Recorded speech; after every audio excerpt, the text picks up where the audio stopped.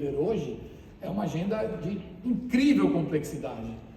Porque o líder que está hoje em posição de comando ou em posição estratégica dentro de uma organização de varejo, ele tem que ser um guardião e um grande promotor daquilo que é o propósito maior da companhia, porque é o de todos os assuntos e é o que traz todos vocês que estão aqui em Nova York e os que estão online conosco para esse tipo de discussão, a oxigenar e efetivamente proteger o que tem de sólido.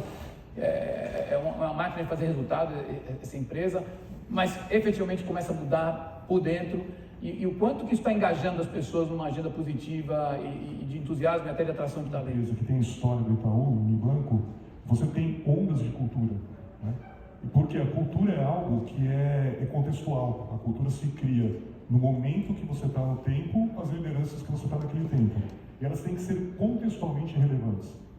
E quando você tem uma história de mais de 100 anos, isso prova que você é contextualmente relevante, né? Você conseguiu navegar essas ondas, elas foram acrescentando de alguma forma e tirando de alguma forma também o que era necessário nessa evolução, né? Não tem como você ter um contexto igual em 2020, que é igual em 1990 ou que é igual em 1950. E não vai ser igual em 2030, né? Não sei o que vai ser, mas não vai ser igual. Então acho que a grande habilidade que a gente tem ali é mostrar essa capacidade de o quê? Tá tendo essa cultura contextual extremamente forte e relevante e conseguir fazer o ciclo de evolução nela, tanto do que tem que deixar de ser feito quanto tem que ser agregado. Acho que esse é o grande segredo e talvez eu falo aqui de alguém que está há 2 anos em Itaú, né? Você sabe, eu já fui fintequeiro, já trabalhei em supply chain, já rodei por aí. Então eu posso dizer assim com muita propriedade que o que me espanta nessa estrutura do Itaú Unibanco é essa capacidade de agregação de cultura contextual e também de deixar o que tem que ser deixado, né? A gente está num ciclo muito importante agora com a liderança do Milton, começou no ano passado, então a gente está no início de um ciclo novo, né, que é o ciclo 2020, o ciclo dessa década. A gente está muito empolgado, tendo que quebrar, como você falou, muitas barreiras, então vai desde como a gente trabalha, por exemplo, a questão de saber errar, né? É um banco que está acostumado a ter que estar muito focado no acerto, então a gente está aprendendo, isso já faz alguns anos, mas agora de uma forma muito mais forte, a poder ter uma cultura de experimentação mais clara, mais forte, e talvez a grande dica que eu dou é fazer isso de forma by design, que eu falo, tem que ser por topologia. Você tem que ter estrutura que permita isso, estrutura que vai desde incentivo até estrutura de como é que produto e tecnologia trabalha junto, e é isso que faz esse ciclo poder acontecer e as dificuldades, né, serem retiradas e você fazer esse ciclo de agregar o que é necessário e manter o que é crítico, né, que é o que traz o valor do passado. Muito bom. E, de fato, que o SD entrou para o mundo das empresas e saiu do mundo dos ambientalistas. Ele escreveu essa carta? A agenda oficial, digamos assim, das grandes corporações e de investidores. E eu sempre vejo pela seguinte ótica, eu gosto muito de trazer a questão da contextualidade. Isso está acontecendo porque todas as gerações que estão aparecendo, né? A gente teve muita palestra, muita coisa extremamente interessante sobre a questão geracional. E a grande verdade é essa, as novas gerações estão colocando isso na mesa, isso virou parte da vida delas. Então, quando você fala de termos de diversidade e inclusão, isso é parte da agenda. Se você falar com alguém que tem 15, 20, 10 anos de idade, não tem como isso não ser parte natural da conversa.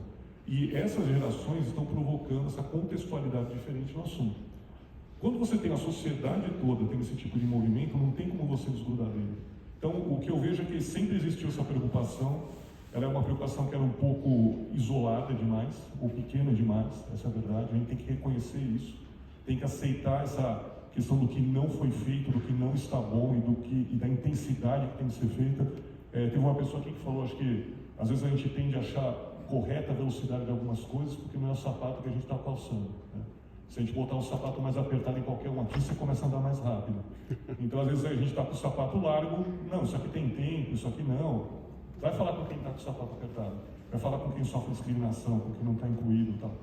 Isso é bem complexo. Então, acho que a gente tem que, para a gente poder manter a conexão aqui como varejo, como negócio, com essa sociedade que está, com esse contexto que a gente tem que, seja por empatia, né? Alguns casos a gente não está sentindo, em muitos dos casos a gente não está com esse sapato, mas no mínimo com empatia no sapato apertado, né? A gente poder entender isso e falar qual que é a urgência que a gente tem que fazer, qual que é o incentivo que a gente tem que trazer de forma positiva, de forma clara para a questão, e 90% da energia potencial para fazer o que precisa. Então você tem que olhar tanto como indivíduo, como líder, como empresa e falar, olha, estou longe do que é necessário, vamos fazer algo. Então acho que essa questão de diversidade e inclusão puxa muito isso. Na questão SG, a gente está com uma série de práticas extremamente relevantes, vai desde o que a gente está fazendo no agro, toda a forma que a gente está fazendo até questões de fundos, né, de investimentos. Então acho que tem um rol bem interessante para quem quiser se aprofundar mais, entender um pouco como a gente está trabalhando isso. Boas heranças da inflação, mas numa agenda de transformação não dá para funcionar com aqueles grandes chassis e aquelas grandes estruturas engessadas. Como é que vocês estão conseguindo conciliar aquilo que sempre foi a fortaleza dos grandes bancos brasileiros com a necessidade de andar mais rápido, ter uma empresa mais ágil e mais voltada a cliente? A gente já falou um pouco, mas sem essa base cultural, pessoas, então vai desde comportamento de liderança, como é que você contrata, como é que você promove, como é que você incentiva, isso não tem como acontecer. Então eu entendo que isso aqui é como se fosse um foundation para qualquer coisa que tem que vir. O segundo ponto que tem é uma questão topológica, de estrutura. Então o Itaú já vem há alguns anos, não é algo recente, já vem uns 4, 5 anos, reestruturando as áreas de produto e tecnologia para criar comunidades. Então hoje a gente tem praticamente o banco todo funcionando nesse modelo, alguns chamam de tribos, né, alguns locais comunidades, mas a gente já tem dezenas delas funcionando, eu tenho algumas comigo, e nelas é bem interessante, porque a gente criou uma estrutura que é muito parecida como se fosse mini empresas dentro da empresa. Então, por exemplo, eu tenho um par meu, hoje como é que funciona? Eu pego uma comunidade X, eu tenho um par meu, que ele é meu par de tecnologia, ele é literalmente meu par. Então, é interessante porque os superintendentes, por exemplo, a estrutura dele e a minha funcionam como um grupo só, e como se nós dois fôssemos líderes de todos.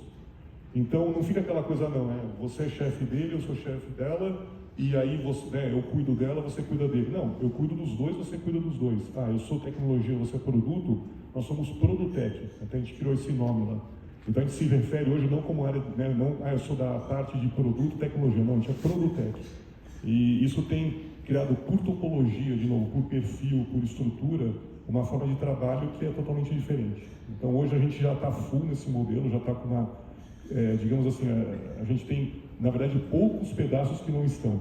Então ele já inverteu a curva e eu creio que isso foi junto com a decisão estratégica da alta gestão, realmente o que está fazendo operacionalmente a coisa faz, estruturalmente, mas não tem questões de incentivo, de cultura, está só no organograma, né? Sem mexer na cultura e na organização.